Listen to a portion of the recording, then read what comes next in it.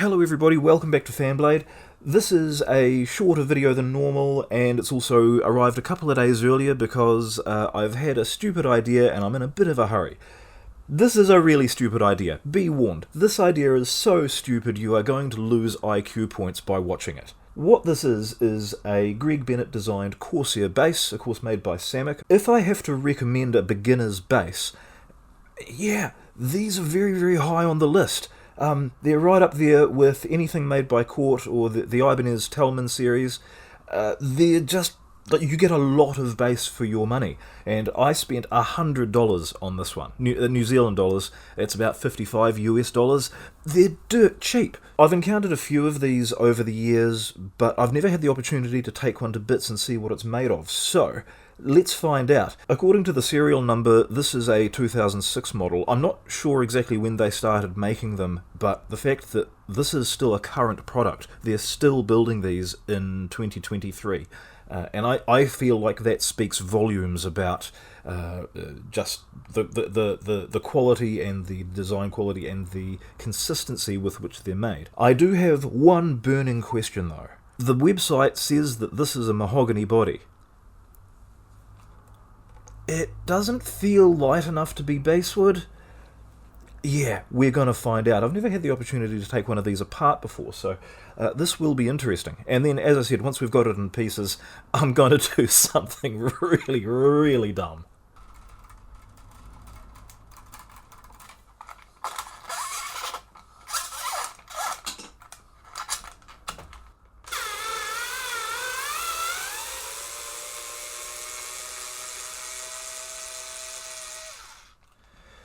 So already we've found that the screw threads are going through the body. That's alright, we can ream those out a bit. Is the neck pocket going to hold onto the neck? Yes it is. How far can I slide that back before it lets go? Ooh, quite a wee ways.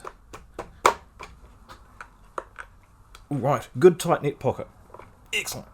Right, no shim. And look at that. I am prepared to believe that that is a mahogany body. Yeah. That's nice and hard. It's probably not the most attractive piece of mahogany in the world, which is why they've painted it, but yeah, okay. Excellent start.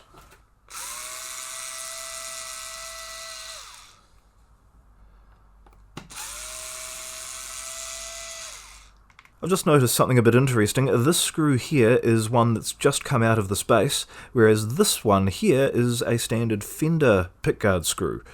They've used way smaller screws to hold the pickguard down. Just another way that they are cutting costs. I'm glad that they are cutting costs on pickguard screws and not, in other places, although we may find more places, like the pickguard itself. If you consider the shape of a standard P-bass pickguard, this piece here extends all the way up to the top, and this bit down the bottom, curves all the way around the body. So they've lost an inch worth of length there and another inch there, so they can use a smaller piece of plastic. That saves them money, and in turn it saves you money.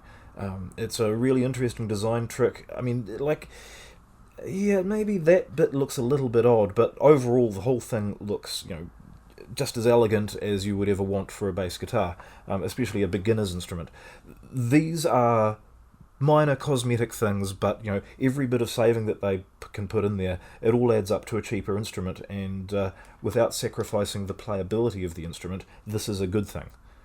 Let's see what's inside here. Standard looks like that'll be the wire for the bridge pickup.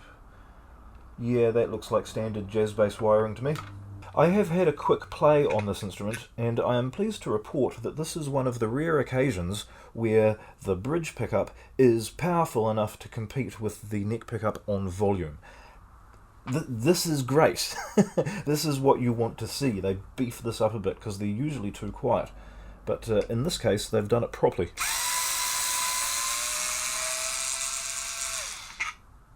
It's kind of hard to see without pulling the foam off. There is one ceramic magnet and what looks like a copper grounding sheet.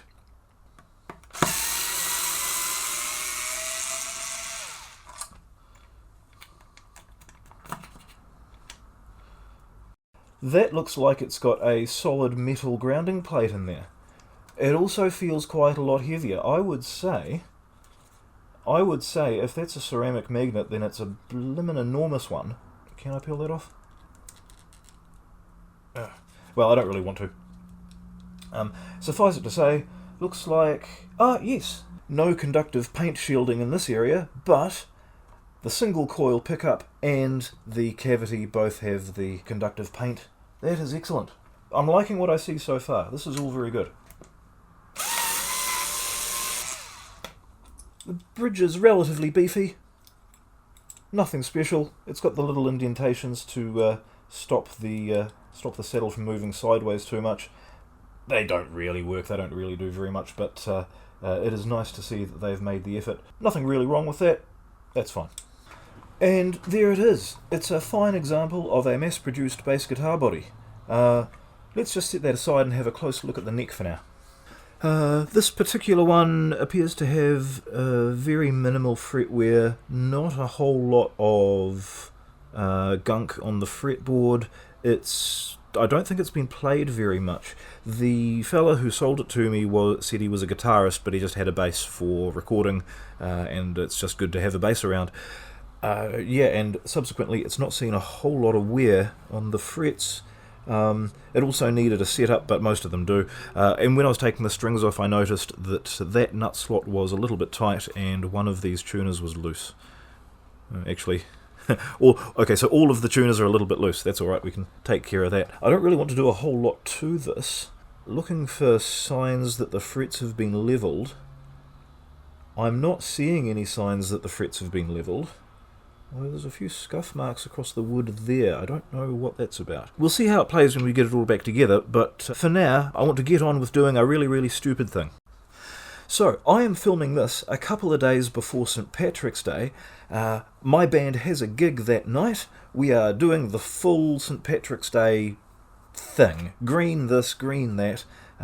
Drinking untold amounts of alcohol, although I don't drink personally, but I'm sure very many people will be fairly sozzled by the end of it. But in getting into the spirit of it, I need a bass that's green. Unless you're colourblind, in which case, my condolences, but you'll be able to see this is not green, this is red. So I need to refinish this, and I've got no time to do it, and also I don't like green instruments, just don't sit well with me.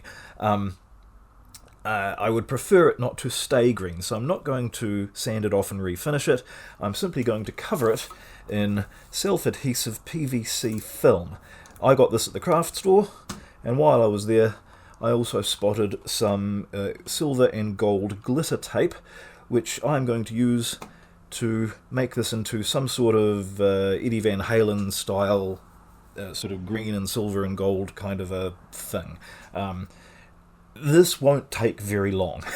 I'm not expecting this result to look particularly amazing, and I'm not going to keep it on the bass. All this should just peel straight off as soon as the gig's finished, and I will take great delight in restoring this back to its red sparkle, because I quite like the red sparkle. You know, that is definitely my style. So, let's do something stupid.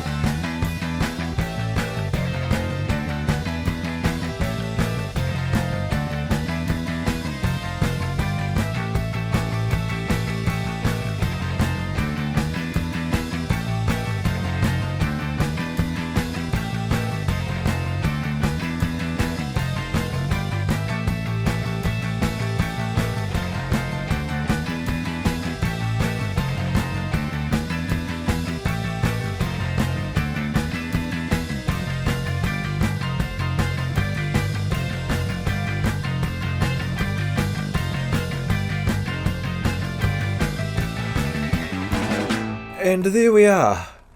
For 1 gig only, that might be the single most upsetting thing I've ever done to a bass guitar. And I once defretted a German Warwick. Let's put this thing back together.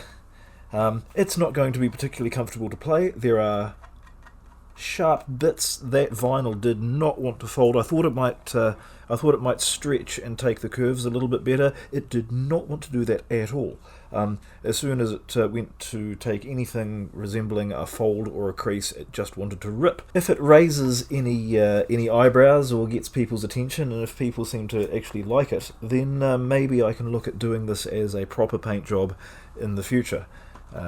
Probably to this bass, because why would I do it to a better bass? It doesn't look half bad. I mean, it looks 3/4 bad.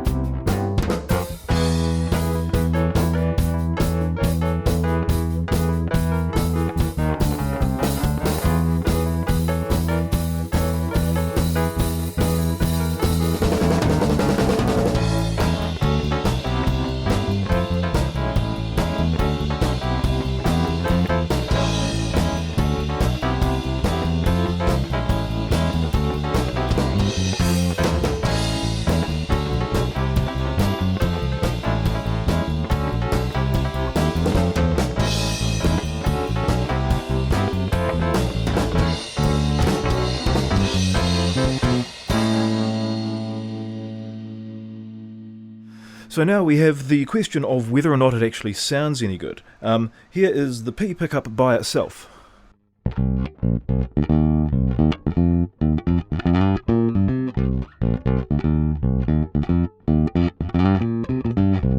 And here is the jazz pickup by itself.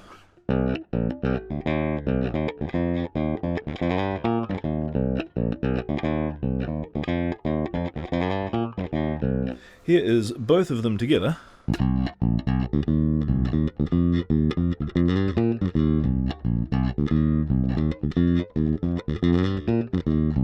And here is my favourite combination, the two of them together, but then you reduce the jazz pickup by about 10 to 20%.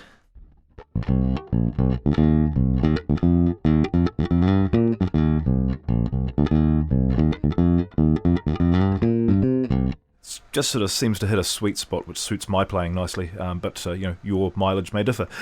Look, there it is. That's going to be absolutely fine. For 1 gig only, a bit of entertainment value for a special occasion. You really can't go wrong. I'm imagining all that should peel off pretty easily. It sort of doesn't really want to stay on there in a couple of spots, so getting it off's not going to be much of a problem. And then I cleaned the body with wax and grease remover before I put it on there. Didn't hurt the finish at all. If there's any residue, then wax and grease remover, clean it right up. It'll be exactly as good as it was, which is actually pretty good for what is a very, very cheap bass. For those of you who don't know who Samick are, they have a long history of making some very, very good instruments. They also have a very brief blip where they put their own name on some of those instruments and made them for beginners, and they cheaped out and they were awful. And unfortunately, the name Samick, in the guitar world at least, has a very bad name and a bad reputation that I feel is completely undeserved, because the vast majority of what they put out was excellent. If you've played more than, say, 3 or 4 Epiphones or 3 or 4 Ibanez guitars, you've played a thing that's made by Samick. They made a lot of things for a lot of people, and the vast majority of them were fine. Just like this one, despite its paint job. I say paint job, I misspoke, despite whatever the hell it is that I've done to it there. Yeah, look, it is what it is. It'll be fine on the night.